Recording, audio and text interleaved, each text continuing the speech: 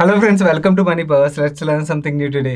Sona Campster ఒక MD and CEO అయిన వివేక్ విక్రమ్ సింగ్ గారిని నేను ఇంటర్వ్యూ చేశాను. I have completed this interview because of that I can confidently say I have interviewed one of the best CEO in recent time. ఎందుకంటే ఆయన వాళ్ళ business గురించి, EV industry గురించి చాలా సింపుల్గా, చాలా మనకి ఈజీగా అర్థమయ్యే లాంగ్వేజ్లోని ఎక్స్ప్లెయిన్ చేశారు. నాకైతే ఇంటర్వ్యూ చాలా చాలా బాగా నచ్చింది. అండ్ ఇంటర్వ్యూ నాకు ఎంత బాగా నచ్చిందంటే, నేను జనరల్లీ ఏదైనా నాన్ తెలుగు మేనేజ్మెంట్ ఇంటర్వ్యూ చేసినప్పుడు వాళ్ళని క్వశ్చన్ అడిగిన తర్వాత వాళ్ళు ఇంగ్లీష్లో ఆన్సర్ చేసిన తర్వాత నేను ఆన్సర్ని తెలుగులో ఎక్స్ప్లెయిన్ చేసి నెక్స్ట్ క్వశ్చన్కి వెళ్తాను కదా. నాకు ఈయన ఎక్స్ప్లెనేషన్ ఫ్లో ఏదైతే ఉందో ఆ ఫ్లో చాలా బాగా నచ్చి ఆ ఫ్లోని డిస్ట్రాక్ట్ చేయడానికి అస్సలు నచ్చట్లేదు. సో అందు గురించి అని చెప్పి ఆయన ఏదైతే ఎక్స్ప్లెయిన్ చేశారో ఎంటైర్ ఇంటర్వ్యూని అలాగే ఫ్లోలో మీకు అప్లోడ్ చేస్తాను. అండ్ ఎవరికైతే తెలుగు వర్షన్ కావాలో ఆయన ఏదైతే ఎక్స్ప్లెయిన్ చేశారో, ఆయన ఎక్స్ప్లెయిన్ చేసిన కీ పాయింట్స్ అన్నిటిని నేను తెలుగులో వీడియో చివరిలో మీకు మళ్ళీ డీటెయిల్గా ఎక్స్ప్లెయిన్ చేస్తాను. సో తెలుగు వర్షన్ కూడా మిస్ చేయకుండా నేను చివరిలో ఎక్స్ప్లెయిన్ చేస్తాను. ఎందుకంటే బికాస్ ఆయన ఎక్స్ప్లెనేషన్ ఫ్లో చాలా బాగుంది. దాన్ని బ్రేక్ చేయడం I don't think I personally felt it is not right. So అందుకని ఐఎమ్ అప్లోడింగ్ ఆ ఎంటైర్ ఇంగ్లీష్ వర్షన్లో అప్లోడ్ చేసి తెలుగుని మీకు క్లియర్గా చివరిలోని మొత్తం ఎక్స్ప్లెయిన్ చేస్తాను, సమ్మరైజ్ చేస్తాను. అండ్ ఈ వీడియో చూస్తున్న ఏ టైంలో అయినా మేము పెట్టిన ఎఫర్ట్ మీకు హెల్ప్ఫుల్ అయింది అనిపిస్తే వీడియోని తప్పకుండా లైక్ చేయండి. అండ్ ఈ వీడియో మీ ఫ్రెండ్స్ అండ్ ఫ్యామిలీ మెంబర్స్కి హెల్ప్ఫుల్ అవుతుందంటే వాళ్ళు తప్పకుండా షేర్ చేయండి. అండ్ నేను వివేక్ విక్రమ్ సింగ్ గారిని చేసిన ఇంటర్వ్యూని ఇప్పుడు ప్లే చేస్తాను మీకు.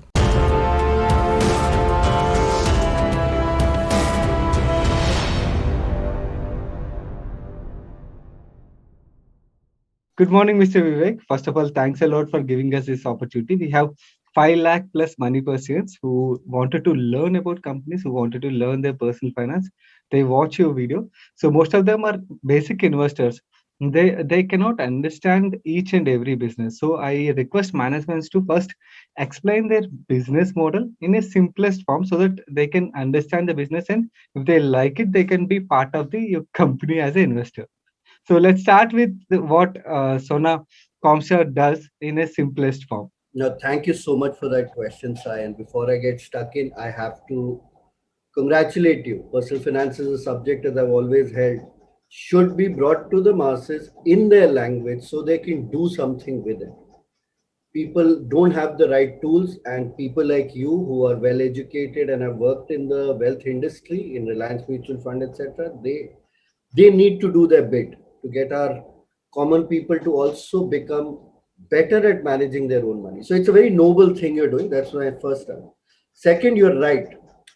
If you can't understand it simply, if you can't explain it simply, maybe it's because you don't get it. I think it was Feynman who said, if you can't explain something to a 5-year-old, you probably don't get it yourself. So I'll try and explain it. So as everyone knows, the automotive industry, whether it be passenger cars, trucks, or tractors, they need a lot of components to make them move. There are two main things which are important in a business. Of course, other things are also important in a structured way. There are seats, there are horns, there are lots of things.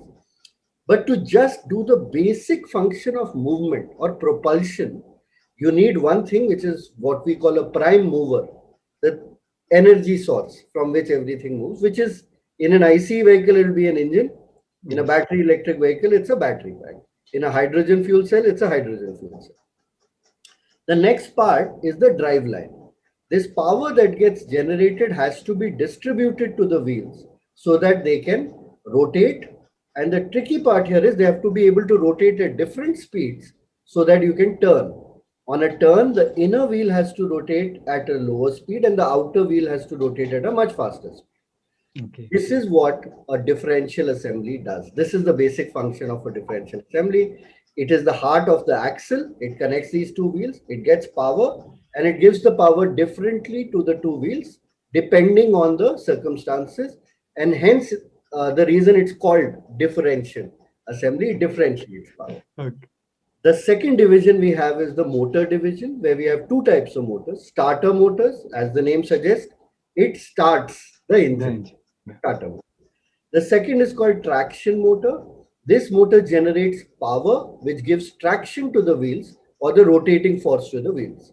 In effect, in an electric two-wheeler, for example, or a four-wheeler, this motor literally drives the vehicle. This motor replaces the engine. So this is what we do. We make motors and we make driveline parts. Not very complicated. In the differential assembly, we also make the gears that go inside the differential assembly, because they literally are the only moving parts, these gears. So yes, that's what we do, and we supply to pretty much everyone in the world. 6 out of the top 10 passenger vehicle OEMs in the world, 8 out of the top 10 tractor makers of the world, and 3 of the top 10 truck makers of the world. Okay. Mr. Vivek, when I was reading RHP, I saw you're getting 14% of your revenue share from BEVs. For the viewers, I'm explaining BEVs, battery electric vehicle segment. That is substantial when compared with other auto ancillary companies. So, what is that we supply in BEV segment, and to which segments we cater most, like two-wheeler or four-wheeler or tractor or commercial vehicle? Where does our majority of the share comes in BEV? So good question, sir. You're right in your observation that 14% is very substantial, because only 3% odd is the penetration of electric vehicles in the world. So Yeah. we are 5 times ahead, if you could say that, of the rest of the industry. It is because we built this consciously. We were one of the first movers in making these products. What our biggest offering, or the first offering, was differential assembly, uh, plus something called a final reduction unit, which is, I will explain in simpler terms. In a IC vehicle, you have a transmission.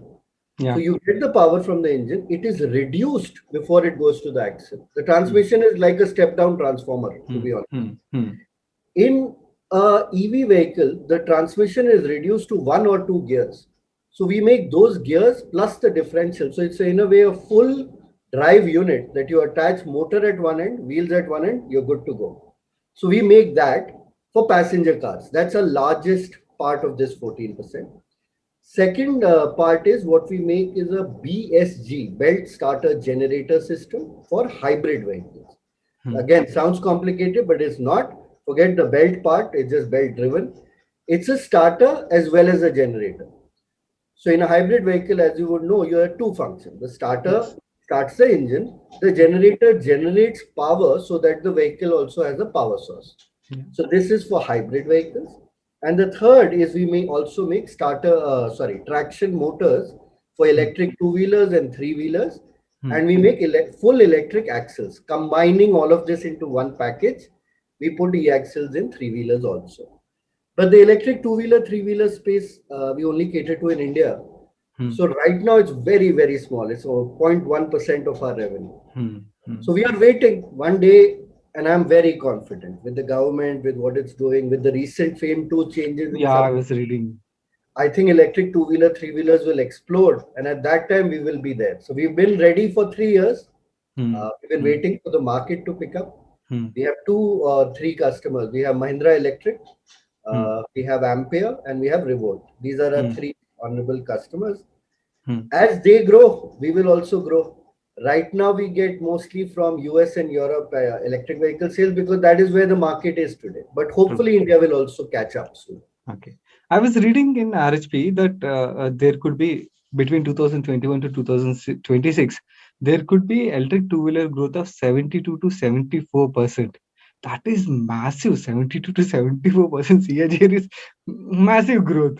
So Exactly. you So guys are that's why I don't give forecasts, right? Because I mean, see, if it's 72 instead of 72, it's 100 or 50. I would be wrong by one third almost. So there's no point. It will grow one day. It is a matter of, I would say it's a when question. It's okay. not an if question. Okay. It is when will our people, I mean, look at the cities we live in, right? I Hmm. mean, Hmm. okay. Uh, Look, I'm from Lucknow. Look at Lucknow, Twin City. Hyderabad is pretty close to Hmm. it in how it's structured. The roads, the way people live, it's urban clustering. Hmm. Pollution is, it's going to ruin these cities if something is not done. From the vehicle industry, what we can do is further the cause of electric. Hmm. Hmm. All of us with small children at least do not want to give them a future in which they can't see the sky. They can never breathe in the air and have to go with masks all the time. I mean, so yeah, something has to happen. When? I don't know. I hope sooner rather than later. Okay. What is the advantage we got by acquiring Comstar? What is the is there any technological advantage we got? So this is the reason, I told you that when we acquired Comstar, we were a Hmm. purely mechanical company making driveline parts. Hmm. Eventually, for an electrified axle, these three capabilities have to merge: mechanical, electrical, and electronics. Hmm. I'm an engineer, and a lot of your viewers, I mean, Yeah. there are engineers. So it is a very common thing. These three streams of engineering, they don't mix. They're not usually found together in one organization or one person. So to combine it and make an electric axle, which, like I said, we've already started offering. So in the end, our holy grail is to integrate a one thing, which is called the electric full drive unit, which has battery, sorry, not battery, motor, controller, differential, and the reduction. Connect the battery, connect the wheels at one end, and you have your whole vehicle, which is the ultimate aim. So we required the technical capability to make electrical and electronics part, hence the acquisition and the subsequent merger. Okay. I miss this part. Out of this 14%, how much we get it from electric two-wheeler, electric four-wheeler, and Electric the truck? two-wheeler is 0.1%, 0.1. India. Okay. Okay. No, Okay. total. The Total. Okay. outside two-wheeler market anyway is very small. Oh, yeah. Okay. So the remaining 13.9 is from the passenger vehicle segment. Okay. Mr. Vivek, I want to know what differentiates Sona Camstar when compared to other auto ancillary companies. So it's very tricky to do comparisons and being not sounding arrogant or because there is something you could say it would hurt someone. But the point is, in the end, we are all running against ourselves, not against other people. The race is very long, and it's just us. So in India, I don't think we compete too much with other people. As you see, most of our audience is or our customer base is abroad. And Hmm. the products that we make, we don't have that much competition in India. Our competition is usually global. Hmm. So let's say if for a particular project I'm bidding and the RFQs we receive, most of those RFQs that are serious contenders are from global players, not so many from domestic players. It's also because our industry is structured in a way that every big auto ancillary company is making one thing, others are not making the same thing. There are not too many people, for example, who will be competing with the big people like Bharat Forge, who do excellent heavy forging work. So there are people who do Motherson Sumi, another excellent company which does wire harnesses. But Hmm. I don't think there are many other people who do wire harnesses or lighting systems in comparison to them. Then you have Asahi, which is again a fantastic company, which does glass, but not again, no, nobody else does it. So I think industry is like that. We are all doing our own thing. Hmm. People compare because they need to get a sense of what do you call it, valuation, benchmark, etc. But we don't genuinely compare. We have a great degree of respect for all our peers. It's peers actually, not really competitors. Yeah. Competitors are outside. Our mission is to make a company that India and Indians can be proud of for engineering. And for that, we need to shine at a global stage, not fight against each other. So, yeah, that's how we think. Okay. See, I saw our margins are little elevated when compared to the again peer comparison. Okay. So how are we able to maintain that margin in the auto ancillary industry? See, generally, the OEMs has the pricing power. In a finance world, we call it as the original seller, the one who has the connect to consumer. The B2C companies will have the pricing power. Generally, B2B will have little lesser pricing power. That's what the general term. I'm not talking about the auto ancillary industry. No, But it yeah, is how? true for auto ancillary also, Sai. Yeah, It is true for any industry because power balance is a universal thing. yeah. Even So between husband and wife, who has the power balance eventually gets their way, right? yeah, okay. So how are we able to maintain that high margin when being a B2B company? So, Sai, like I explained, if your products are very critical to the motion itself of the vehicle, Hmm. you would get treated differently, let's say, from someone who makes a non-moving plastic part, which is an accessory, right? I mean, We would tend to engage more with engineering department. It's a long 2 3 year co-development to design and build out that part. Hmm. Criticality of the part gives you a little bit of buffer because not too many people can make it. Second is, like I said, we have global competition. If we are able to price below our competition, my margins don't matter to the customer. Customer is, so I'll explain it another way, and I think it's a good personal finance lesson also. There are three things to keep in mind. There is cost, there is Hmm. price, and there is value. Hmm. Think of them as three lines: one, two, and three, right? Now, let's say this line is cost, this is price. Cost has to be less than price, and the difference between cost and price is margin. Margin. Price and value. Value is what the customer feels he is getting, Hmm. and this is my price. Between the price and value is my goodwill or my brand. This value is determined in our industry by the price that is in the market. So if the Hmm. price of my competing suppliers is X and I'm being able to offer it at 0.9x, I have Hmm. given 10% value to our customers. Hmm. Hmm. What is my margin is difference between that 0.9x and what is my cost.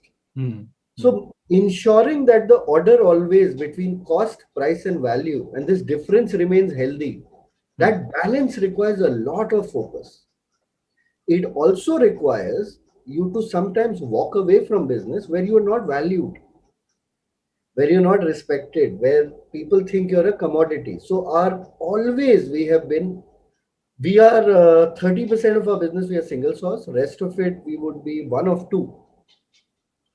We don't like Okay. playing the commodity game. We will Hmm. not make parts in which there are, let's say, 10 suppliers for that Okay. customer. Okay. Because if there are 10, pricing power comes in, value will tend towards price, and then price will keep reducing till it almost reaches cost. And then you have nothing to make. And as you know, we live in a capitalist society. Making a profit is the only way we can ensure that our employees are well paid, our suppliers are paid on time. We can invest in the business and do the kind of R&D that we are so proud of doing. If we were a 12% margin business, I would not have the resources or the courage to do the kind of investments and we do in innovation. Then you again become a mediocre company. On this question again coming from the RHP itself, Mr. Vivek, I saw we are spending all next to Bosch in terms of R&D expense as a revenue. So why are we spending so much? What innovation we are able to bring in when compared to this? No, it's a very good question, Sai. Bosch is a company we look up to immensely.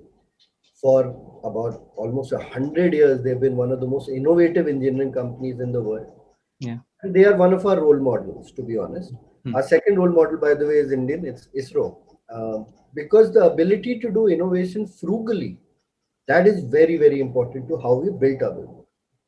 If you look at us 5 years, 6 years ago when I joined this business, we have a single product company. We used Hmm. to make differential bevel gears, not even the assembly, just the gears that go inside the assembly. From there, we ventured into assembly. Then we Hmm. acquired the ability by taking Comstar to make starter motors. But then we took that Comstar starter motor business, started making traction motors and BSG systems. Different. So this journey from differential to differential assemblies and reduction gears, the journey from starter motors to traction motors and BSG system, it needed a lot of engineering time, innovation, ability, and money. Hmm. There is a requirement for capital, which we did because a lot of software capabilities were required to be built up. Because these BSG system and traction motors, because they're now controlled electronically, and you have to ensure, let's say your laptop or your phone can crash. What will you do? Reboot. In a Hmm. bike going at 60 kilometers an hour, you don't reboot. So you have to have a lot of functional safety built into the software. You have to have a lot of cyber security built in so that your vehicle doesn't get hijacked. Hmm. Like if you control the motor control, you can control the speed of the vehicle sitting at Hmm. home. Hmm. So there is a lot of ability that we had to learn and that required investment. And we, like I said, our margins are strong enough that they allow us this ability to invest in ourselves. Indian engineers are amongst the finest in the world, but we seldom take advantage of it. If you go to Bosch or if you go to many of these fine engineering companies in the West, see the engineering department will be filled of Indian people, a lot of them from your state. Yeah. And why not use some of that? And we have these brilliant engineers. We have about 180 engineers in R&D. Use their mind to create this difference, and that's what gets us the respect. That's what gets us the value. That's what gets us the money. So Okay. that's our. We are, in a way, you asked why we are different from the auto ancillary space, because we are frankly an auto technology company. We are trying to do in automotive what Indian companies like TCS, Infosys, Wipro, and great pharma companies before us have shown the way, that you can use the brain power to create a differentiated business. So that's been our mission. Got it. So this leads me to another question. I was recently watching Mr. Satya Nadella's one video. He was saying auto industry started hiring more IT engineers than auto engineers in last 1 year. Okay, so he says the technology started dominating the industry as such. So He by bang you, on, bang on. okay, okay, okay. We have had to hire people from software systems, SQL, etc., because all the processes are now also online, and the customer has all the information on the cloud. As the product or their part moves from one stage of production to the other, it's all going up there. So Hmm. uh, database management, cyber security, like I just said, because over the air updates, etc., ability. So people have to be able to write it. So he's so right. We have perhaps hired as many electronics and software Yeah, engineers as mechanical engineers in the last 1 or 2 years. I was That reading is in a trend. RHP. That Yeah. is a trend. Yeah, Mm, okay. it's and it's, I think, irreversible. It is how it's Okay. going. Okay, so we are focusing more on the technological part now. So, Mr. Vivek, government started announcing these PLA schemes. They announced PLA scheme for auto ancillary industry as well. How is it going to benefit to us? In which ways these schemes can benefit us expanding our business? So it's a great scheme. I think we have mentioned it in our RHP also, that it has the. We don't know the exact details and notification yet. No, I'm not talking about But the details. yeah, We'll they will. discuss how it can benefit the industry as such. So I think it focuses on helping export-oriented and electric vehicle-focused auto component makers. You could say it is literally the best government scheme that could have been envisioned. And I assure everyone that we had no role to play in getting the scheme, but it will be very beneficial for us because it's on, and it is the right way. It is on incremental export growth. So, for a fast growing export oriented electric vehicle component supplier, it is perhaps the best thing government could do. So we don't know the estimate, we haven't budgeted it, Okay. but it should be a significant number that we Okay. will get as a payout from the government. Oh, that's good. So that is going to add something in the bottom line part. Should, Hmm, should. should. Okay. Uh, I've completed my questions on the business part. Now I'm getting into a question. One question which I have on the IPO part. The size is 5,550 crores. Out of that, majority of the size is OFS. Right. Why most of it as OFS? Why not taking money to the company through fresh issue? So good question, sir. So we debated it quite a lot. But the thing is, we don't at the moment need more than 300 crore. If we look at that 300 crore number, that's greater than my entire term debt. So after that, if I look at, and we have done our projections, I don't think there is any time where we'll be ever in requirement of equity funds, because our debt is never going to reach any sort of unmanageable number. It's so low that what is the point? I Hmm. think our debt to equity ratio as of 31st March was 0.28.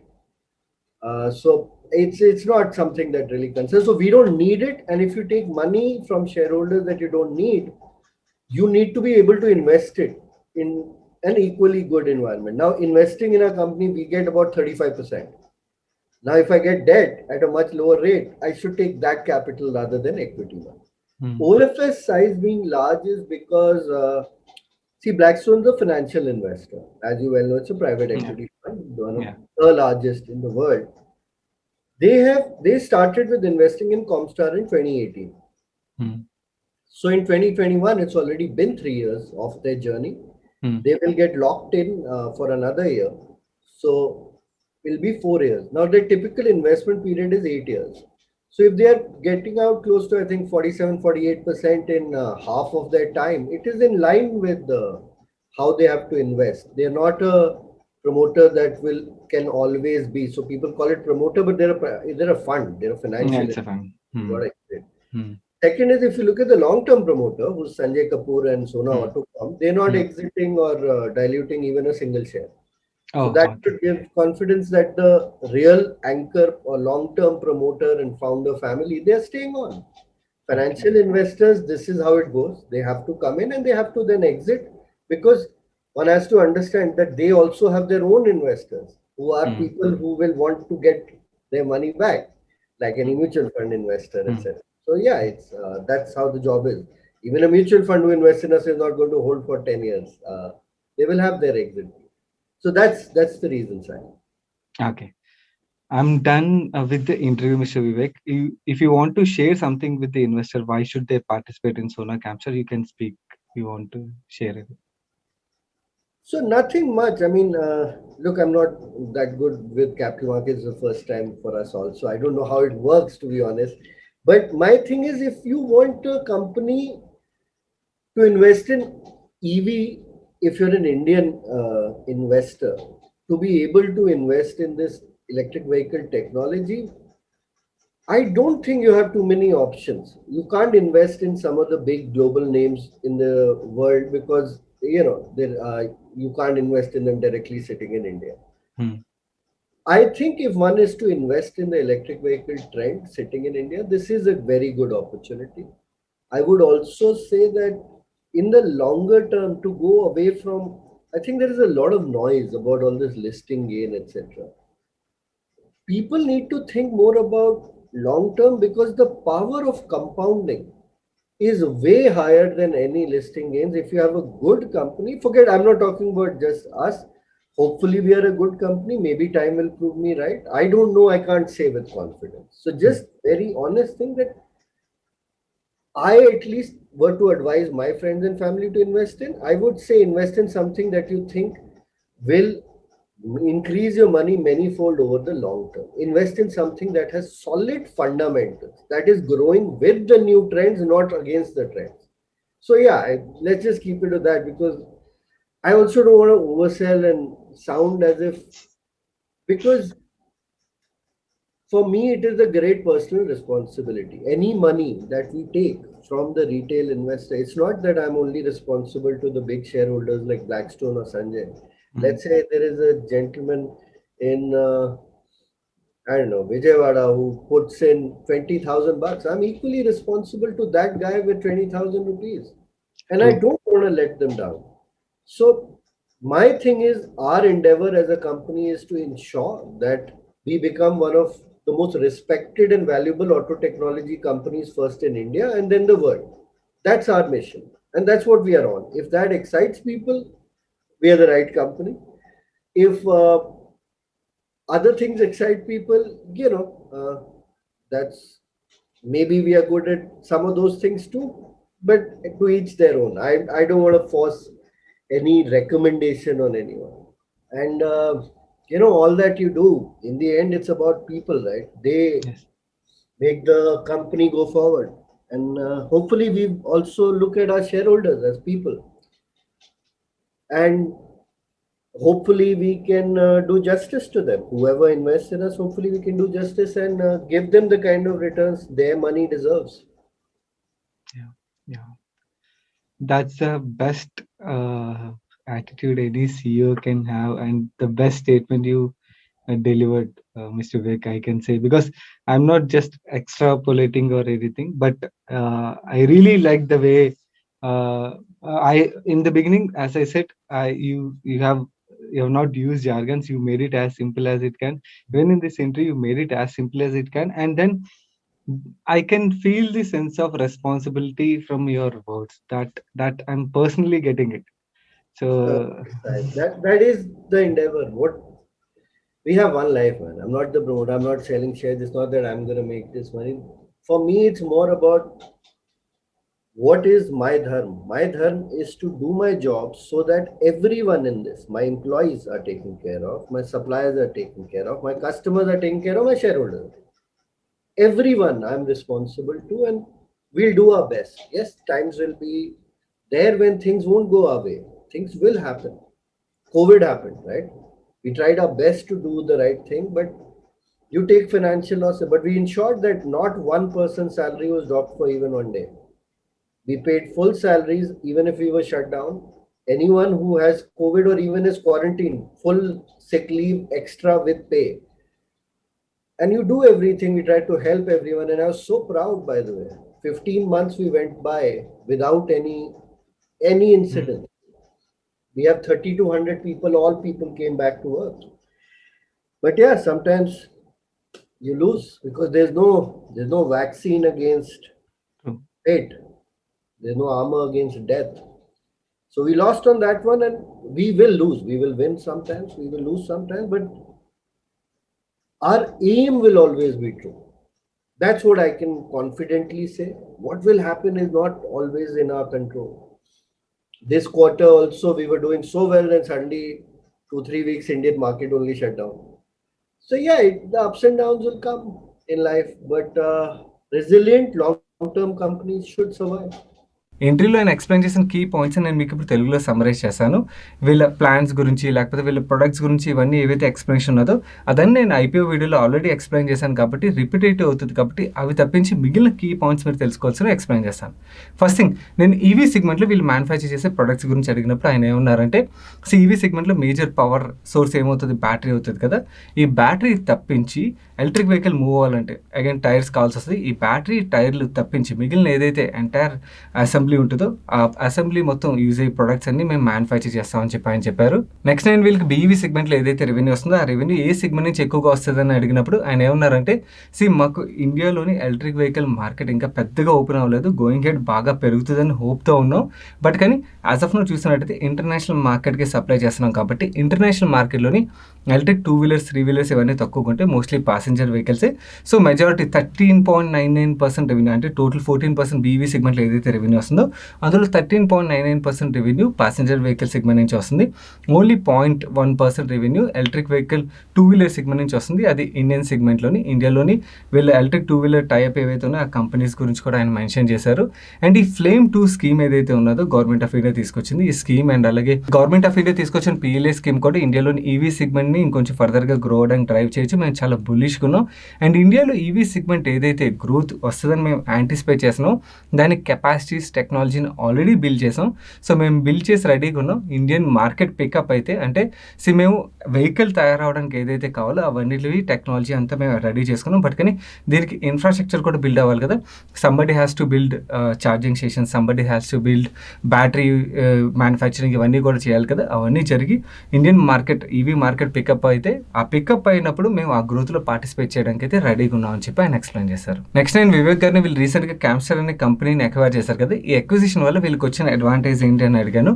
దానికి ఆయన ఏం చెప్పారంటే, entire electric drive వే ఏదైతే ఉంటుందో, entire drive వే తయారు చేసే technology ఏదైతే ఉంటుందో ఆ టెక్నాలజీ క్యామ్స్టర్ దగ్గర నుంచి మాకు వచ్చింది. సో ఈ టెక్నాలజీని యూజ్ చేసుకుని మేము ఇప్పుడు ఎలక్ట్రిక్ ప్యాసింజర్ వెహికల్ సెగ్మెంట్లోని మ్యాక్సిమం ఫాస్ట్గా గ్రో అవడానికి ప్రయత్నిస్తున్నాం అని చెప్పి ఆయన ఎక్స్ప్లెయిన్ చేశారు. నెక్స్ట్ నేను మార్జిన్స్ రిలేటెడ్ క్వశ్చన్ అడిగాను. వీళ్ళ మార్జిన్స్ పియర్ గ్రూప్ కంపెనీస్తో కంపేర్ చేస్తే కొంచెం బెటర్గా ఉన్నాయి కదా, ఎందుకు బెటర్గా ఉన్నాయి? సో దానికి మీరు చేస్తున్నది ఏంటంటే, ఆయన ఏం చెప్పారంటే, మేము మేజర్ క్రిటికల్ ప్రొడక్ట్స్ ఏవైతే ఉంటాయి, అంటే వెహికల్ మూవ్ అవడానికి మేజర్గా క్రిటికల్ ప్రొడక్ట్స్ కావాలి కదా, అలాంటి ప్రొడక్ట్స్ మేము మ్యానుఫ్యాక్చర్ చేస్తాం. అందులోని ఇన్నోవేషన్ మీద వర్క్ చేసి మ్యానుఫ్యాక్చర్ చేస్తాం కాబట్టి మా మార్జిన్స్ కొంచెం బెటర్గా ఉంటాయి.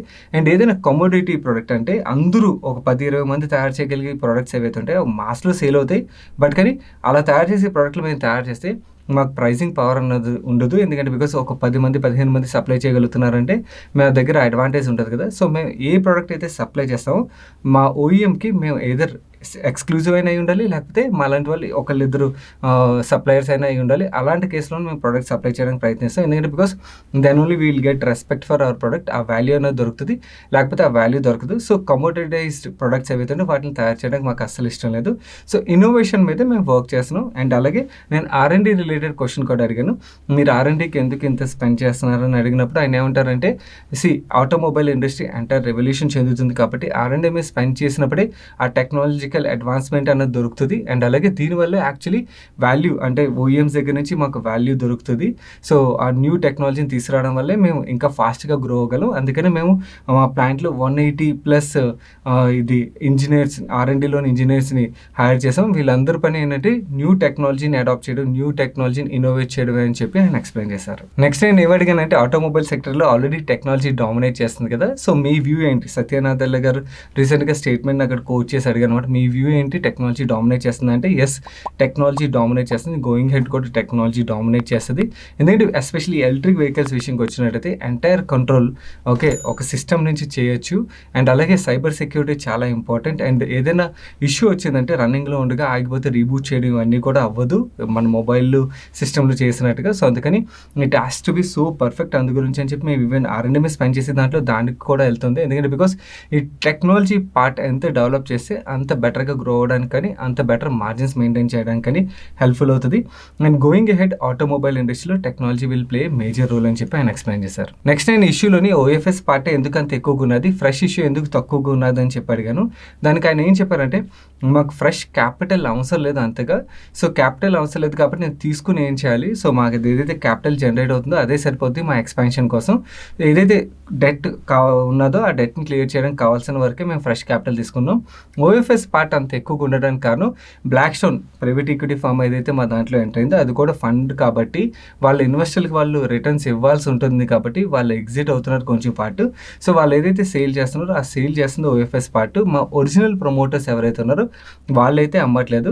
సో ఓన్లీ ఒక ఫండ్ అమ్ముతుంది. ప్రమోటర్ కింద కన్సిడర్ చేసినా కూడా అదొక ఫైనాన్షియల్ ఇన్వెస్టరే, బట్ కానీ వాళ్ళు ప్రమోటర్స్ కాదు, ఫైనాన్షియల్ ఇన్వెస్టర్ కాబట్టి. లేకపోతే మీరు మ్యూచువల్ ఫండ్లో ఎక్కడైనా ఇన్వెస్ట్ చేసినప్పుడు ఎగ్జిట్ అవుతారు కదా, అయినప్పుడు ఆ ఫండ్ మేనేజర్ ఎలా అయితే సేల్ చేస్తారు అలాగే వీళ్ళు కూడా వాళ్ళు మొత్తం సేల్ చేయట్లేదు, కొంచెం పార్ట్ని సేల్ చేస్తున్నారు. వాళ్ళు 2018లో కంపెనీలో ఎంటర్ అయ్యారు. ఇప్పటికి 3 years అయింది కాబట్టి ఇన్వెస్ట్ చేసి ఈ 3 years కంప్లీషన్ ఏదైతే ఉన్నదో ఈ కంప్లీషన్లో ప్రాఫిట్స్ అనేవి వాళ్ళు సేల్ చేసుకున్నారని చెప్పి ఆయన ఎక్స్ప్లెయిన్ చేశారు. సో గైస్ ఇవి ఇంటర్వ్యూలో ఆయన ఎక్స్ప్లెయిన్ చేసిన కీ పాయింట్స్. మొత్తం ఇంటర్వ్యూలో నాకు బెస్ట్ పార్ట్ ఏమనిపించిందంటే, ప్రొడక్ట్స్ గురించి ఇవన్నీ ఓకే, ప్రతి CEO ఎక్స్ప్లెయిన్ చేస్తారు, బట్ కానీ లాస్ట్లో ఆయన చేసిన స్టేట్మెంట్స్ ఏవైతే ఉన్నాయో అవి నాకు చాలా బాగా అనిపించింది. ఎందుకంటే ఆయన ఒక స్టేట్మెంట్ అన్నారు, నేను ప్రమోటర్స్కి పెద్ద పెద్ద ఇన్వెస్టర్లకే కాదు చిన్న ఇన్వెస్టర్ కూడా ఐఎమ్ రెస్పాన్సిబుల్ అని చెప్పి. అది నాకు బాగా అనిపించింది. ఎందుకంటే చాలా రేర్ స్టేట్మెంట్ ఒక MD అండ్ CEO దగ్గర నుంచి వచ్చేది. జనరలీ వాళ్ళ ప్రొడక్ట్ని బూస్ట్ చేయడానికి ఇలాంటి ఇంటర్వ్యూలో అది ప్రయత్నిస్తారు, కానీ అది ఏదో ప్రాంప్ట్ చేసి వచ్చింది కదా, నాకు ఆటోమేటిక్గా ఆయన నోటి నుంచి వచ్చింది అనిపించింది. అండ్ నాకు మొత్తం ఓవరాల్ ఇంటర్వ్యూ కూడా ఆయన రెస్పాన్సిబుల్ పర్సన్గా అయితే అనిపించింది. So that's it for this video guys. ఇప్పుడు లైవ్లో ఉన్న IPOs ఏవైతే ఉన్నాయో IPOs వీడియోస్ మీకు ఇక్కడ నా చుట్టూ కనబడతాయి. మీరు ఏదైనా కంపెనీ యొక్క IPO వీడియోని చూడనట్టయితే ఆ వీడియో మీద క్లిక్ చేసి మీరు ఆ వీడియోని చూడొచ్చు. అండ్ ఈ వీడియోని ఇప్పటివరకు లైక్ చేయనట్టయితే తప్పకుండా లైక్ చేయండి. అండ్ ఈ వీడియో మీ ఫ్రెండ్స్ అండ్ ఫ్యామిలీ మెంబర్స్కి హెల్ప్ఫుల్ అవుతుందంటే వాళ్ళు తప్పకుండా షేర్ చేయండి. అండ్ మీరు ఇదే ఫస్ట్ టైం మన మనీ పర్స్ ఛానల్కి వచ్చి ఛానల్ సబ్స్క్రైబ్ చేయనట్టయితే ఛానల్ సబ్స్క్రైబ్ చేసి పక్కన బెల్ ఐకాన్లోని ఆల్ నోటిఫికేషన్స్ యాక్టివేట్ చేసుకోండి. నేను Sai Krishna Patri. Evening daily money షోతో కలిసాను. Till then have fun.